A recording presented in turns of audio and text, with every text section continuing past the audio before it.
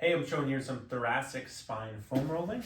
This is going to be a really nice and pretty gentle technique to improve motion through the mid and upper back. Can feel great, especially if you've been sitting at a desk all day or been in a car, something like that. So I'm going to get a foam roller. The kind doesn't really matter. This is a long one, you get a little shorter one. But you're going to start with this pretty much right below the shoulder blades. I don't want to do this across the lower back. The angle of the joints changes, and sometimes this can be irritating if done on the lower back. So I'm right about middle of the torso. I'm going to support my head, push a little bit through my feet, and just kind of roll up and down here.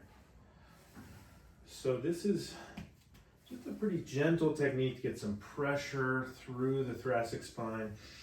You want to just maybe do some deep breathing, in and out through the nose, or in through the nose, out through the mouth. Just don't want to hold your breath as you're doing this. And if there's a spot that, that kind of feels good, you can just spend a little more time there. You know, kind of trust your intuitive judgment. For some people, it can feel good to sit their hips, a little brace the core, and just kind of tip back a little bit. I want to make sure as I do that I don't overarch my low back. So less can be more here. We're just trying to get a little bit of motion, a little bit of stimulus into this mid and upper back. I can move side to side. I go hands above my head if your neck is okay with that. So really, there's no set recipe here other than I start with this just kind of gentle rolling technique. I can go a little more to one side, a little more to the other side.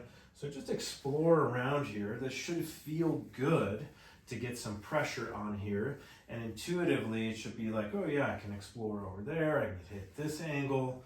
And so doing this for a couple of minutes can feel great at the end of the day and loosen things up. Give it a go.